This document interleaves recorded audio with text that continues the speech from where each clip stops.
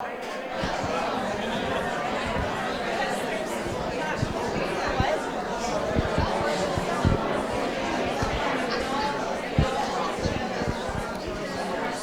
evening. Good evening and welcome. There you go. Thanks. Well, this is our fourth and final Nights at the Museum presentation for the 2023 season. And I kind of feel like the guy in the Jaws movie that says, we're going to need a bigger boat. We kind of need a bigger auditorium, don't we? But we're glad that you're here.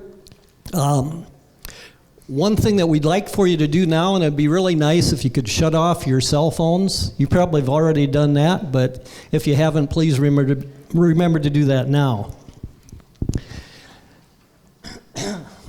Now tonight, as a special treat, we have live and in person Sara Huyser.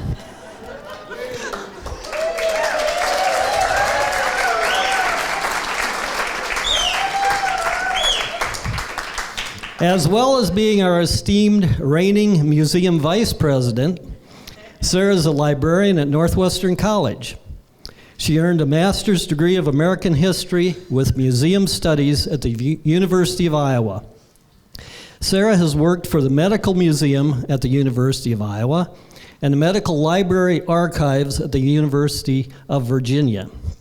In 2022, Sara completed her Master of Library and Information Studies with a concentration in archival studies from Emporia State University. Tonight, Sara's topic is Over the Hill, the history of the Sioux County Poor Farm. Now, I'm sure Sara will provide her fresh and entertaining perspective. After all, who can forget some of her past presentations, which contained murder, mayhem, bootlegging, and other famous Sioux County women. Now, here's Sara.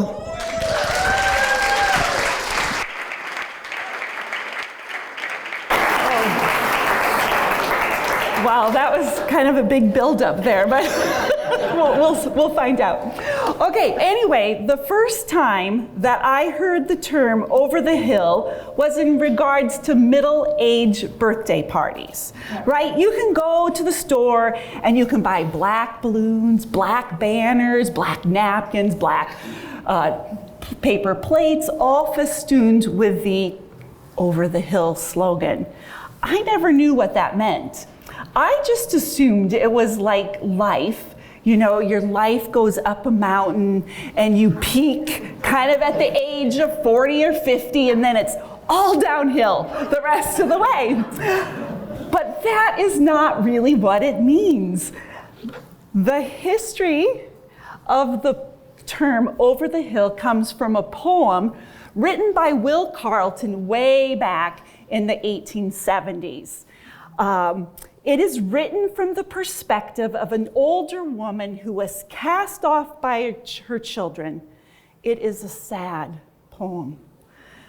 Over the hill to the poorhouse, I'm trudging my weary way.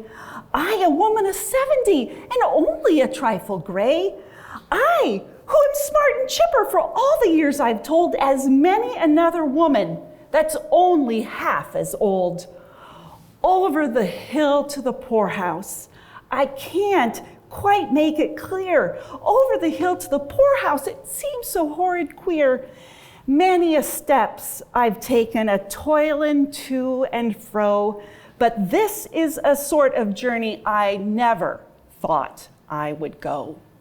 I'm not going to read the whole poem, but it is the reason why Over the Hill has morphed into a euphemism for being old and past one's prime.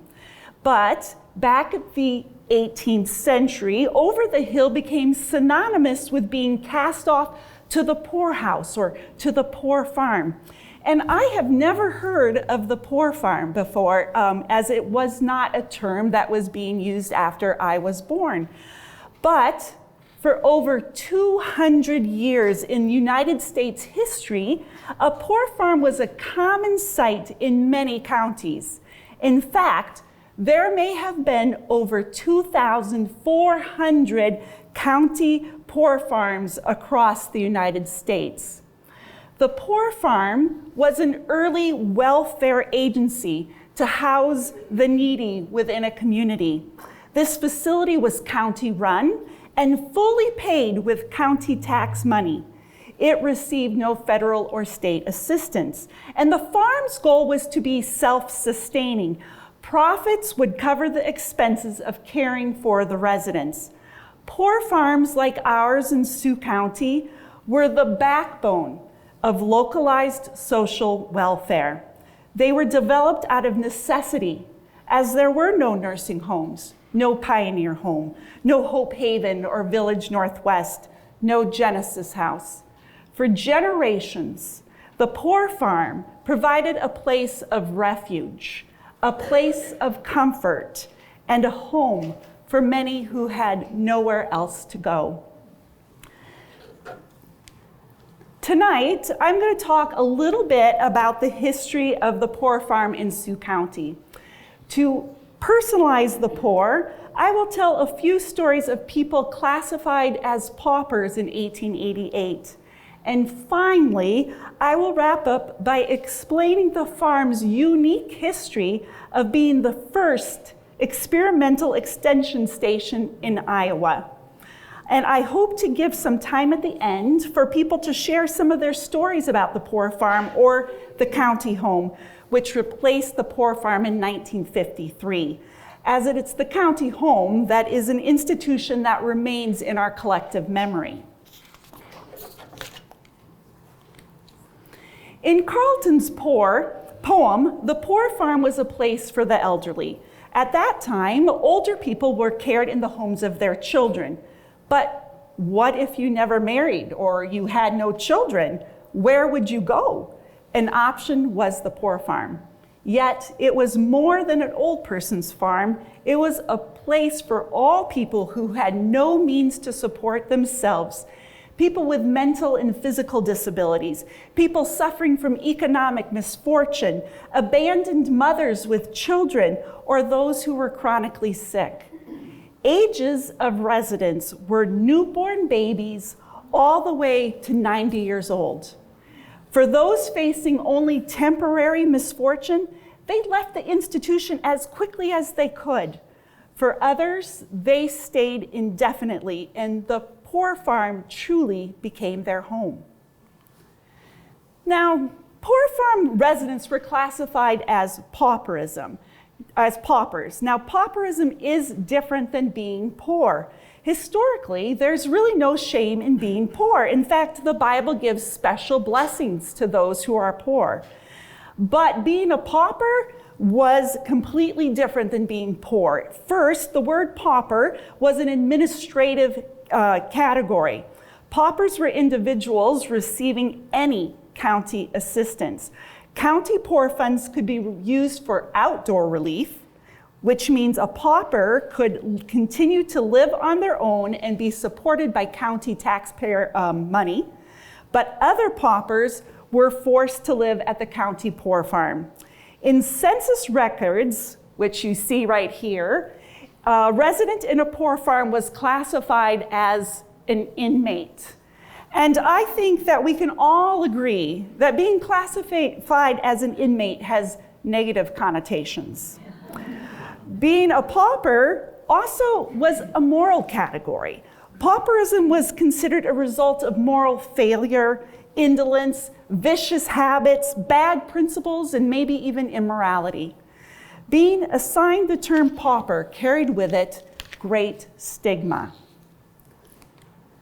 My interest in the poor farm was piqued by a donation of poor farm receipts from an attender of one of our Knights of the Museum programs. They're now stored at the archives of Northwestern College. And because I'm a historically nosy person, I started researching people associated with those receipts.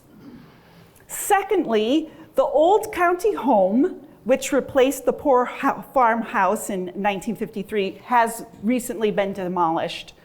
Arlo, we had somebody salvage the windows from the chapel at the county home and gave them to the museum, and Arlo created this beautiful display. So those are from the county home, so we still have that.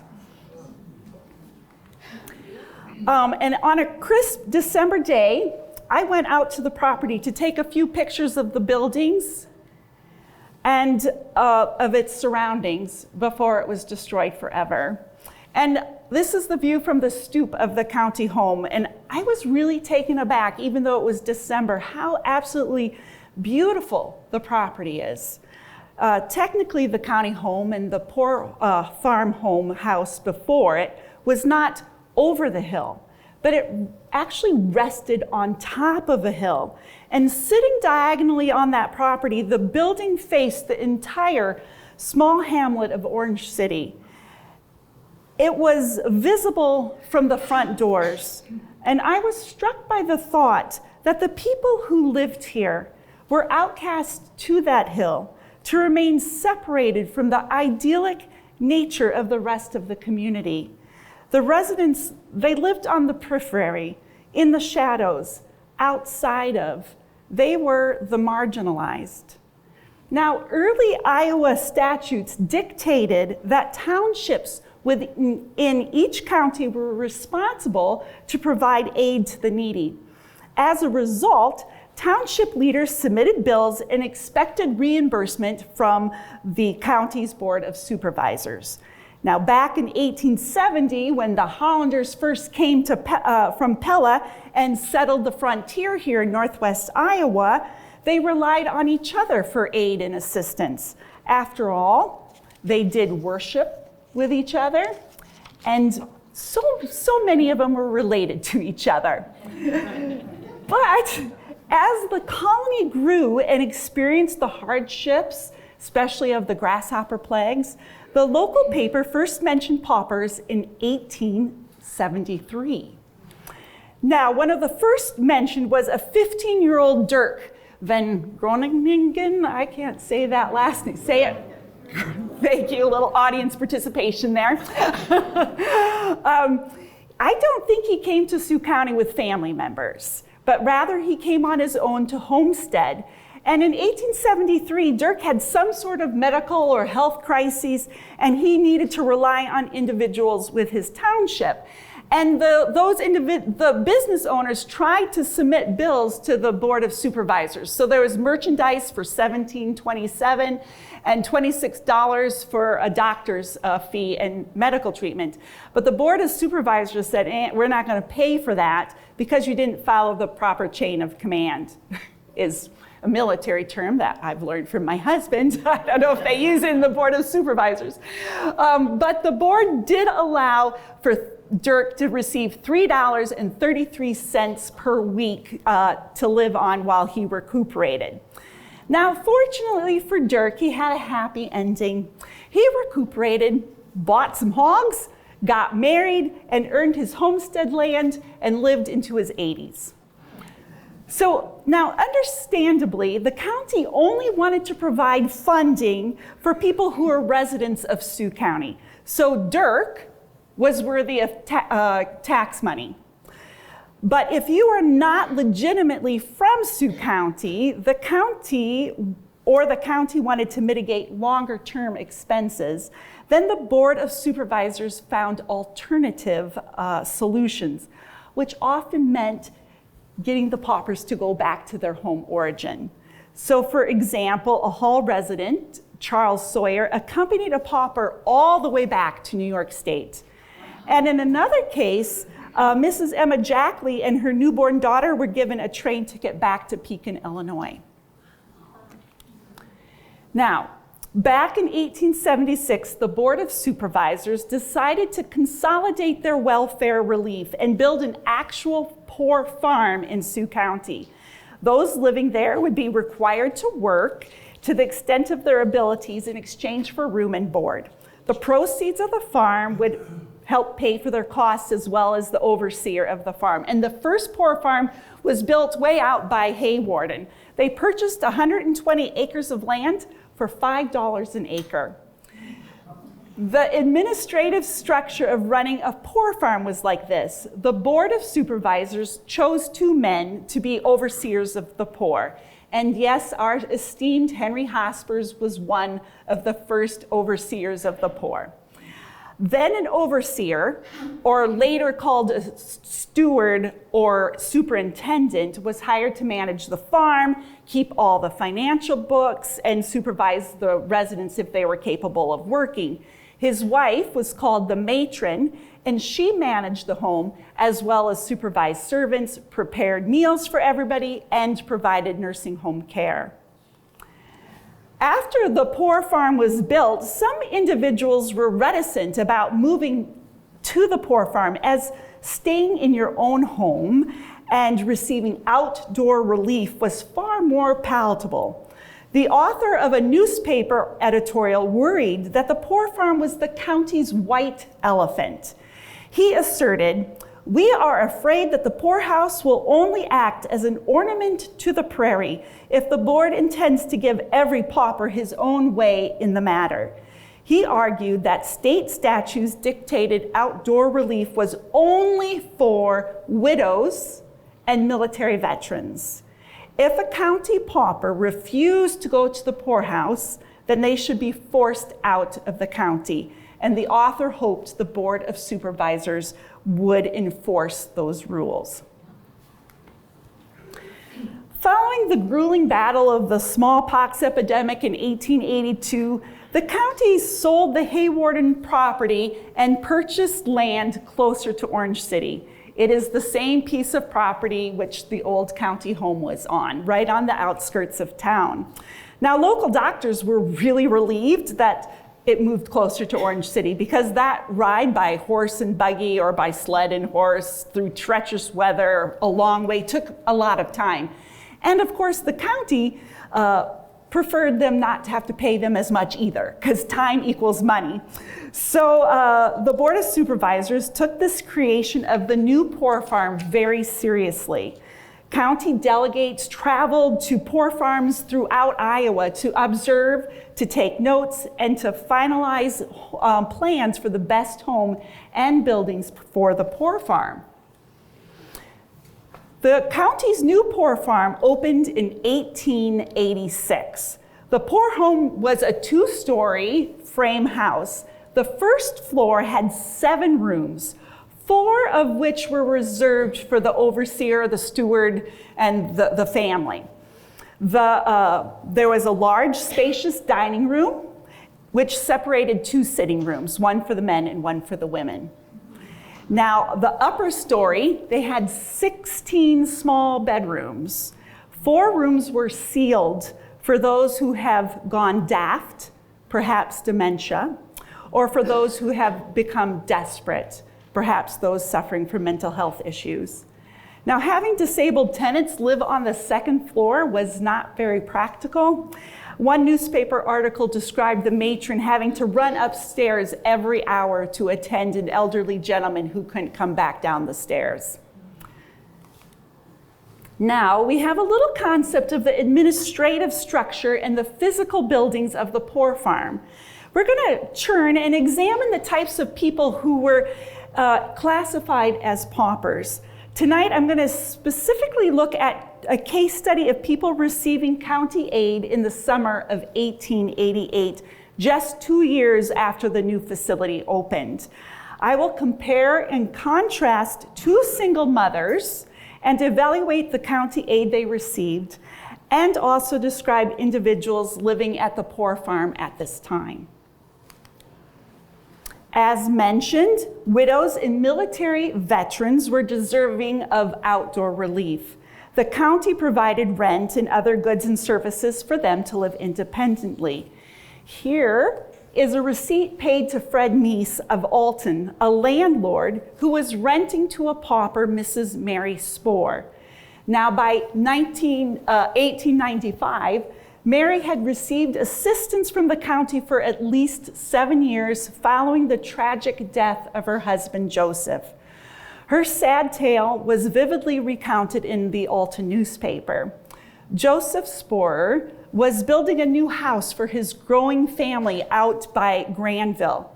He'd been hauling sand in his wagon from the local gravel pit, and he was accompanied by his 6-year-old son and their Newfoundland dog. On his third trip, the sand bank, towering 15 feet above him, caved in, completely burying him in a sandy tomb.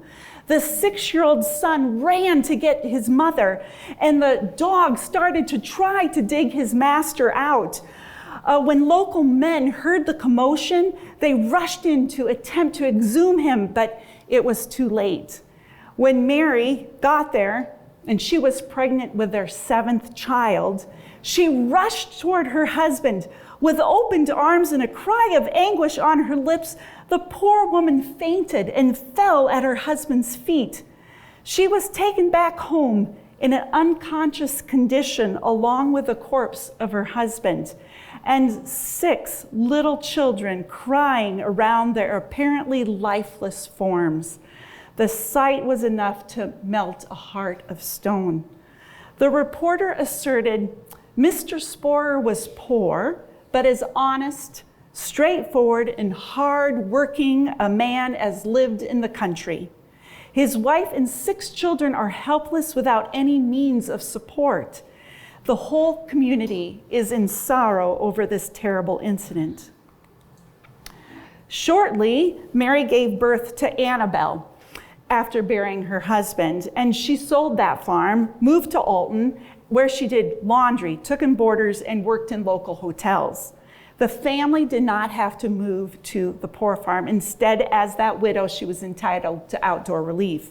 She was supported with this county poor funds until her kids could help her financially, and they were a hardworking family. In fact, 3 of her boys were stars on the Alton baseball team in 1911. When a daughter married and moved to Hawarden, Iowa, so did Mary, and then she operated a popular cafe. When she died, the Hawarden paper published one of the longest obituaries I have ever read. They described her as possessing a real pioneer spirit and facing her problems bravely. Unlike the mother in the Over the Hill poem, Mary was well taken care of by her children, and she even accompanied her daughter to 4 presidential inaugurations. Now, let's contrast the widowed and respectable Mrs. Mary Sporer to her contemporary, Mrs. Dirkshire, or Dora Van Laar, another Alton woman who became a single mother as well in 1888. But unlike Mary's esteemed husband, Dora's husband, Johnny, was a real louse. Our favorite local storyteller, Charlie Dyke, mentioned him in his book, The Story of Sioux County, and he wrote, Van Laar was always starting trouble, and every now and then was given a sound beating when he mistook his men, and he would generally land in jail. The Alton newspaper man wrote, every mother's dream about their child, Mr. Johnny Van Laar, the illustrious citizen who had kindly supplied the Democrat with column after column of news matter, is at present incarcerated in the county Bastille. He has had an eventful career, and though now in the prime of his life, Johnny has won the proud distinction of getting into more scrapes than any other tough in this neck of the wood. Dora's husband landed in jail for fights, landed in jail for drunkenness, landed in jail for blackmail, landed in jail for impersonating an officer. Johnny did not take care of his wife and children either, and when he was not paying rent, the landlord took all the doors and windows off the house as a punishment. Well, you know what? Johnny skipped town and abandoned his pregnant wife, and numerous children. Now, this abandoned mother, she was not worthy of outdoor relief. So Dora faced the indignity of being collected by the steward of the poor farm in a wagon and transported all the way through Orange City to the outskirts. The paper described their condition. The little children had pinched faces. The mother had a reckless look upon her face, and their clothes bespoke of poverty and neglect. Now, Dora, she gave birth to her 6th child at the farm, and she and her children lived there for at least 2 years until she was granted a divorce on the grounds of desertion, drunkenness, and cruel and inhumane behavior. Dora eventually remarried and had 5 more children.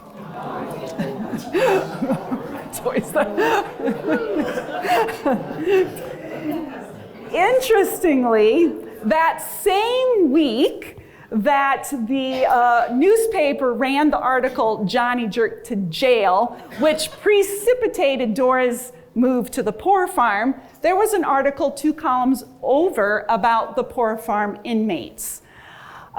He wrote it, the author wrote it because he believed that probably not 1 in 100 of all the taxpayers had ever visited the place and know what's going on there. In some ways, it sounded like he wanted to uncover a salacious expose, but he was agreeably surprised when the superintendent threw the house open for inspection and he discovered it was neat and clean. So the reporter then switched his focus to describe the inmates residing at the home. I'm going to start with the men. Now, typically men in poor farms had no family to take care of them. They were single, and many were afflicted with physical or mental disabilities. So Pat Pannon, he was an older, jolly Irishman suffering from severe rheumatism. He was married, but his wife was blind and lived in a home near her brother, and the couple had outlived both of their children. So he had neither a wife or children to take care of him. And when he could, he did try to help with the farm work. Pat was described as being educated, well-read, and his brain was solid and sound. But his disease rendered him helpless, and he was forced to live at the poor farm for 12 years. But when he died, the steward said in the paper that they missed him very much and they're really lonesome without him. In Pat's case, the poor farm acted like a nursing home and Pat was valued. While the reporter found Pat to be a character, but very pleasant, John Davis was, in his words, a queer character and slightly off in the upper story. His background is unknown.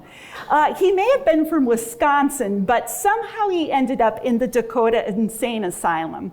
When he wandered into Sioux County, his suspicious behavior led to an arrest by the sheriff, and he was jailed for a few days and then was deposited back into the Dakotas.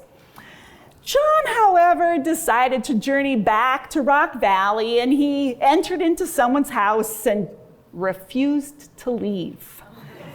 So this time the sheriff decided to bring John to the poorhouse, where in 1888 he'd only lived there a few years. But somehow John made an indelible mark in his own way in the community, for in 1905 the paper published his picture with the caption, "John Davis entered the poor farm 20 years ago and is still there." The reporter wrote, "Davis is a down east Yankee whose history has never been learned." Intellectually, he had all his buttons, which accounted perhaps for the fact that his remarks were nearly always humorous. When John complained about his clothes, the superintendent suggested he start a new fashion and go without any. John replied, No, couldn't do it. My father tried it back in Vermont and the doctors said it wasn't good for his health." He died at the poor farm in his 90s, having called it his home for 43 years. For John, the Poor Farm was like Hope Haven or Village Northwest. It was a place of long-term care for someone who had no one to care for him and was unable to care for himself. The other gentleman was just called Old Man Smith.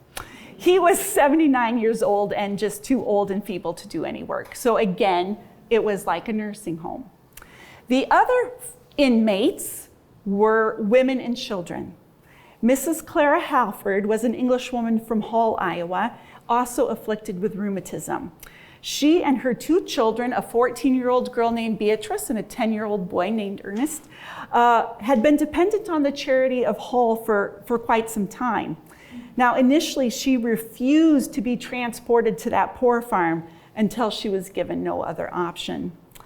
Mrs. Halford eventually had psychiatric issues and was placed in a hospital in Clorinda in 1890, where she eventually died.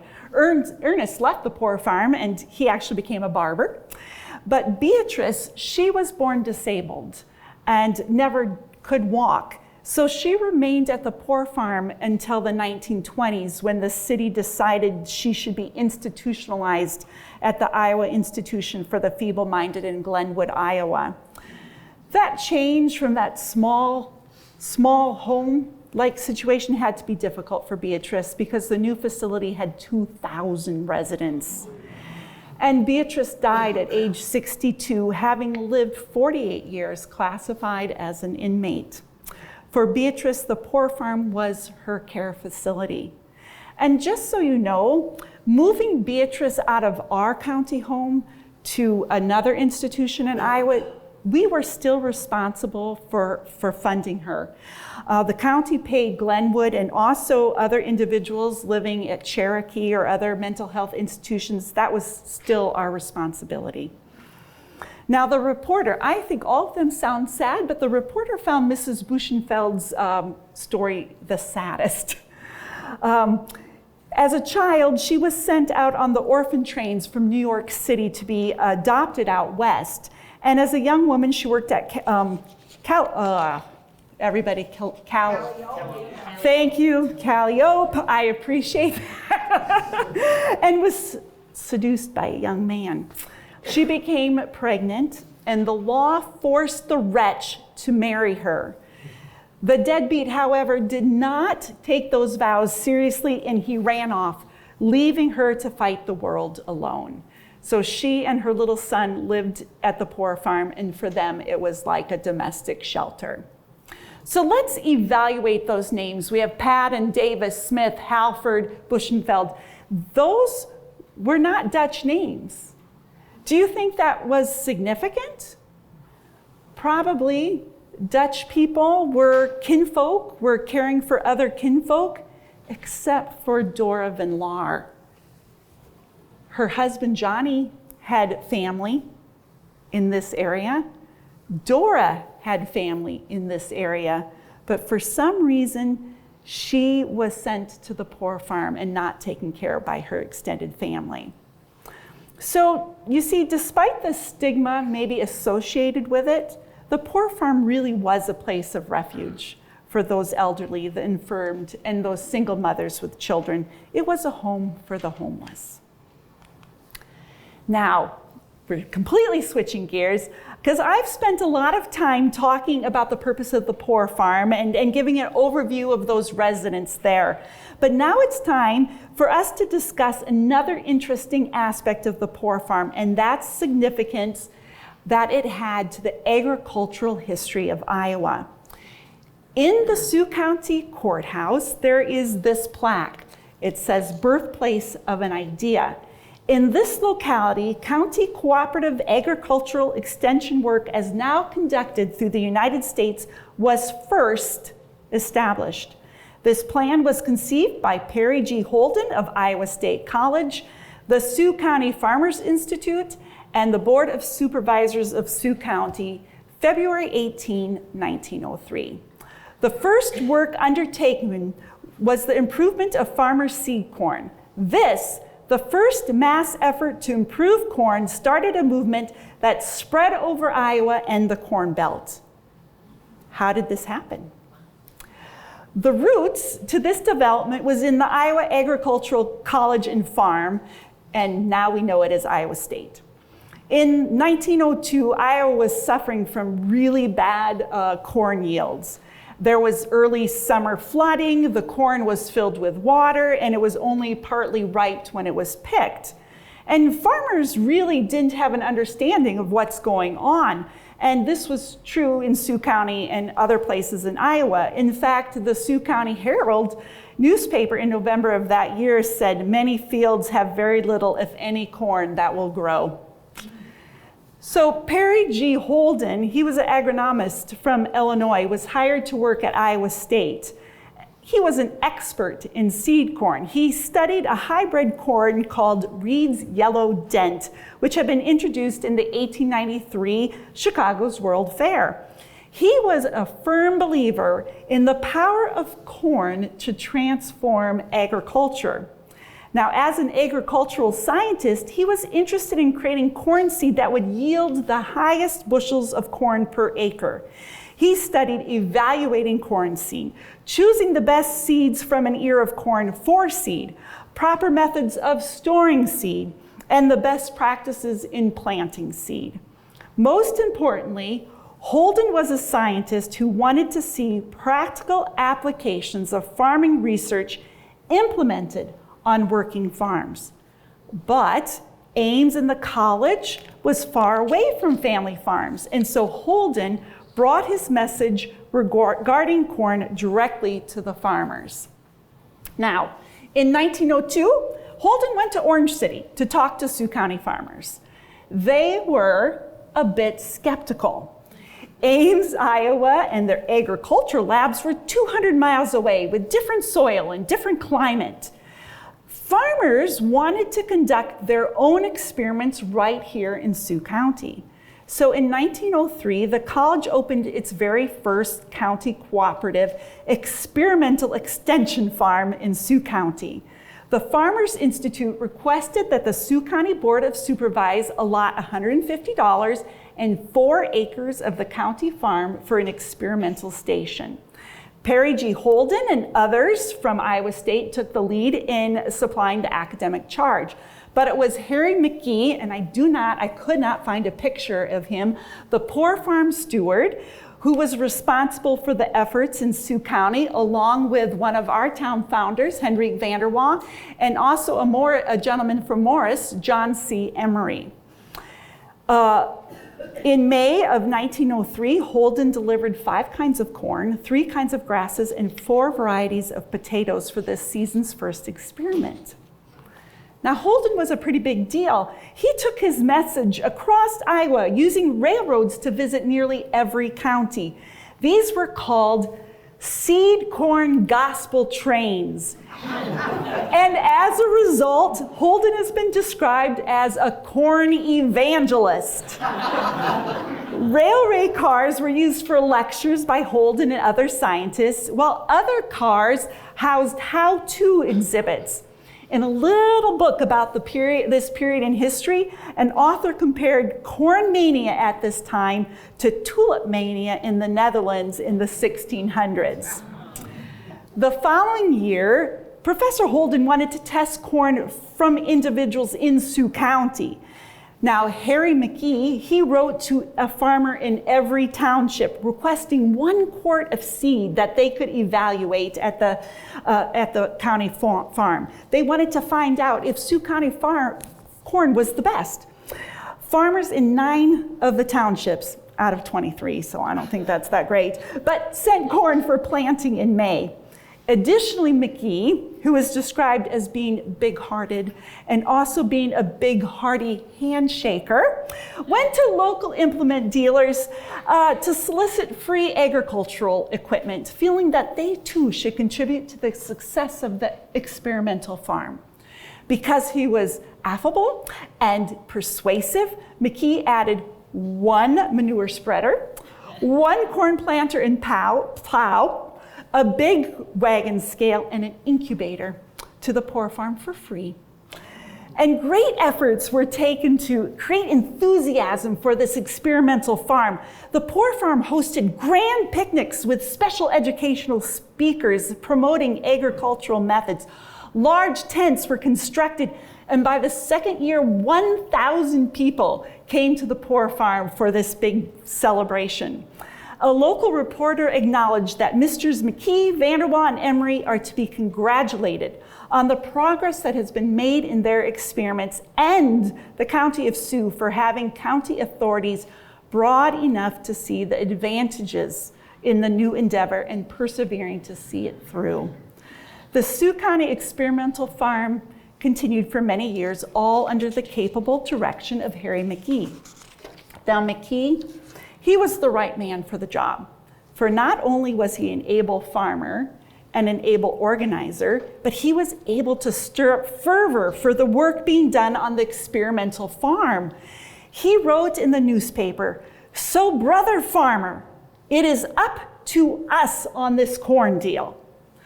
Don't be afraid of glutting the market. I believe the day is soon coming where there won't be a hill of corn left standing in the fall in Sioux County. It will be cut up for silos and fodder, and at some time not far distant, the byproduct or corn stalks will be grounded up and handled by some process yet unknown to extract the alcohol, and our farmhouses and cities will be warmed and lighted from the now almost worthless and despised corn stalk. But in the meantime, test your corn and do it now." If Holden was a corn evangelist, maybe McKee was a corn prophet. Now, Holden was so pleased that Sioux County Poor Farm was the first comparative yield test of farmers' strains of corn that he had wanted to erect a monument on site to bring interest to it from other farmers. And other county farms in Iowa followed suit by also becoming experimental farms. In fact, the Cherokee newspaper stated that Sioux County corn is known to the Chicago market and is in demand, and as a rule gets about 2 grades above the general run of corn in northwest Iowa.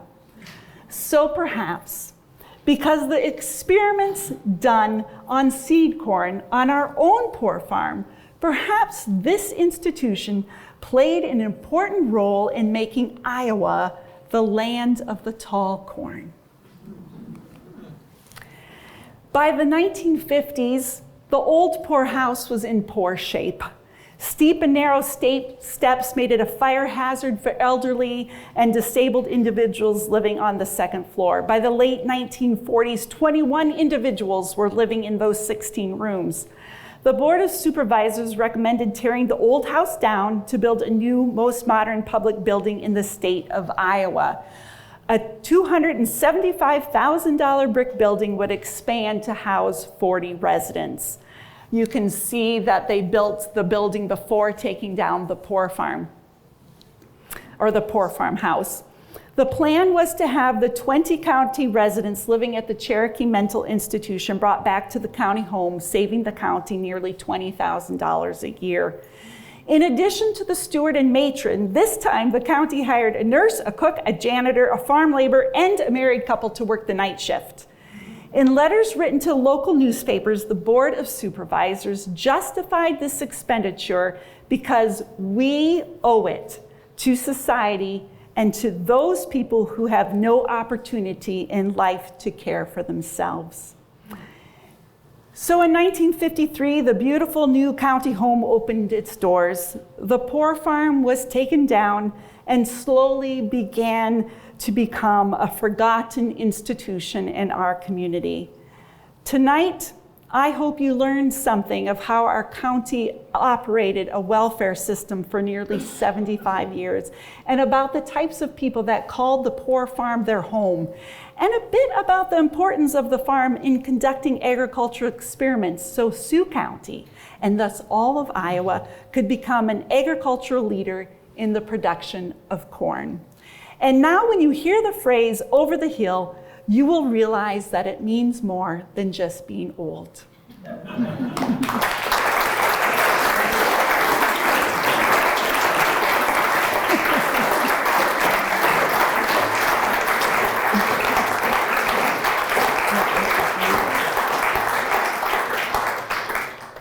So I don't know how long I've gone. 7:18. Oh, good. That's good. We have a few. I did slash my talk, so we could give a few minutes at the end for people to share their own memories. For instance, already tonight we had an article being brought in about a gentleman who lived at the county home for many, many years. And his name was Corny Punt, and perhaps some of you remember seeing him walk around town. Mm-hmm.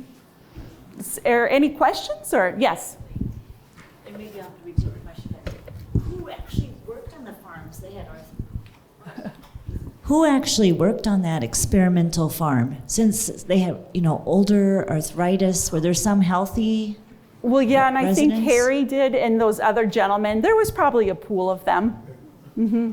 Okay. Yeah, but it was a lot of work, and it's kind of a big deal for our little poor farm, I think. Yes. Did they have any facilities for? I was born and raised in a small town, and we had a county farm there also in Audubon County. And I was wondering, did they have a pauper's graveyard near any of that? Yeah, that's or a good. where were they? That's an excellent question, because the county would provide coffins and things like that and burial expenses for the paupers. I do not know if there was a cemetery over by the poor farm. I assume not, but maybe Don Skur knows that. Where is Don? I want to know West Lawn Cemetery. Probably all West Lawn Cemetery.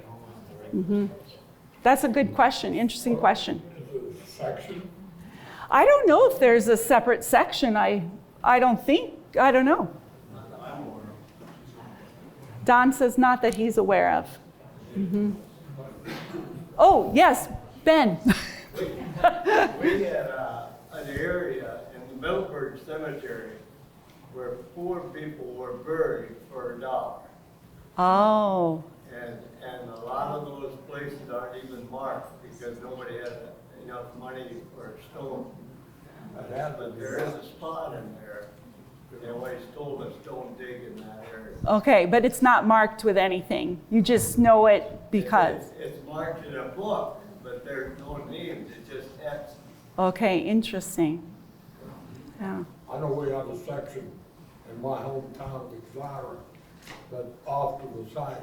Now, it's no longer in use because everything went by, but it is still a section that we call it paupers. And I figured ever must, the old days, that's what you did. Yep. I think it would be interesting to have a raise of hands to see how many people visited when it was the Sioux County home, or in that they actually were visitors or went to the county home. A lot of times for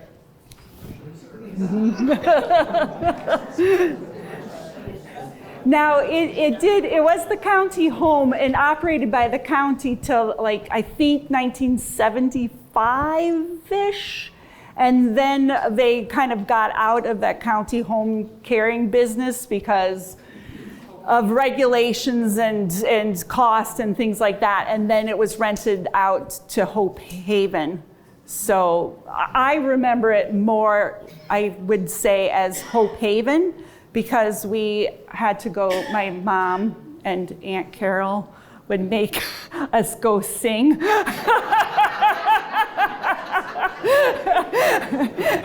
And her daughters and my sister are good singers, I am not. And everyone who was on the tulip court always would we would go perform our little show out there as well. Yes, Bonnie. I've got a little story. Yeah. This is about Doc Newman. Most of you know Doc Newman, I think. He was trying to teach himself how to play the harmonica, and he wasn't having very good luck. But he was called out to the county home quite often to take care of their animals and so on. And he went out there one time, and one of the inmates had a harmonica, and he played beautifully. Doc put the harmonica in his pocket and never took it out again.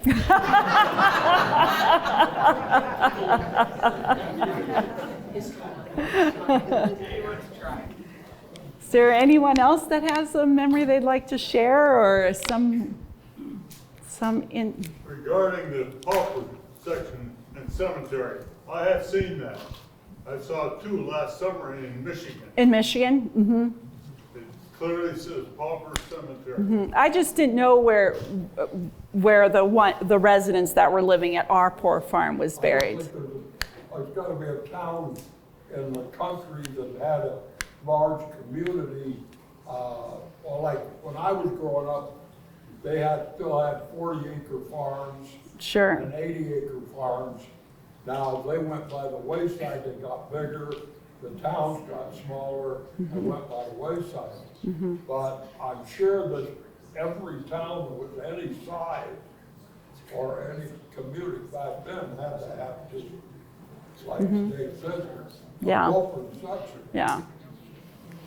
And the nature of welfare changed. You know, in 1935, during the Great Depression, then the United States had the modern welfare movement. So that really changed the nature of our poor farm.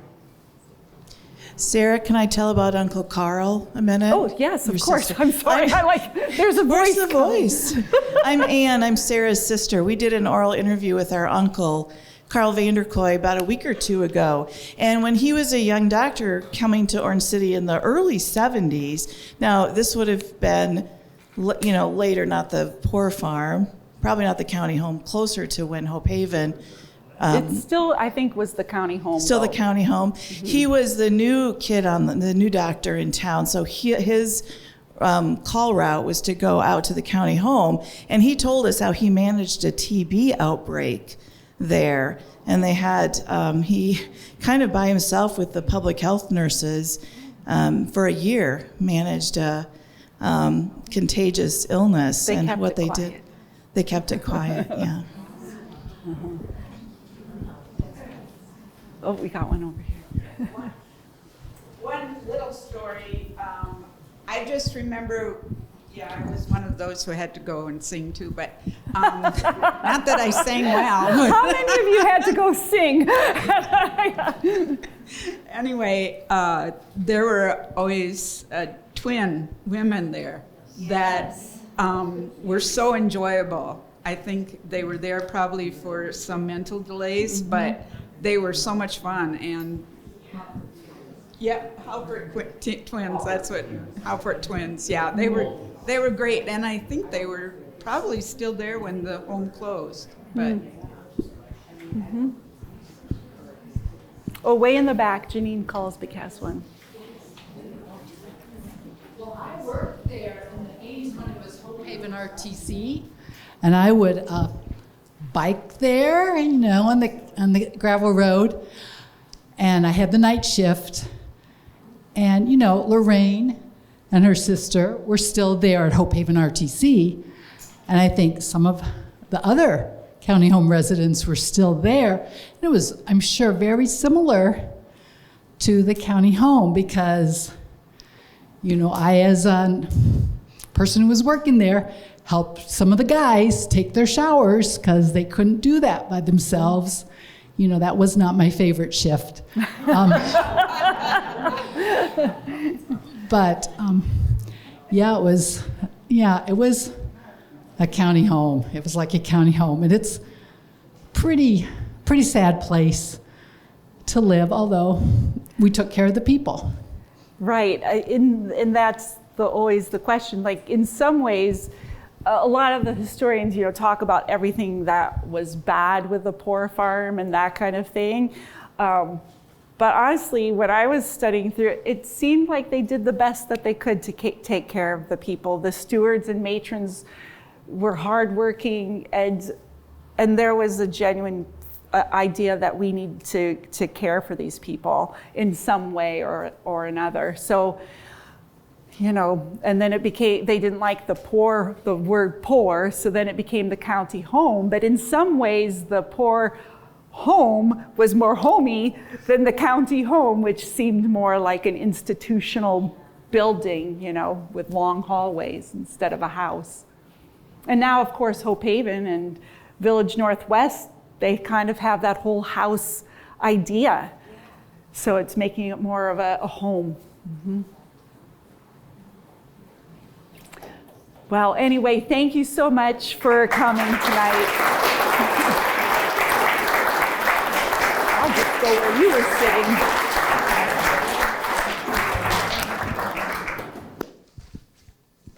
Well, thanks, Sarah. That was really interesting and informative. We got a strobe light. Oh. I'm always doing something. Thanks again. Let's give Sarah another round of applause, please.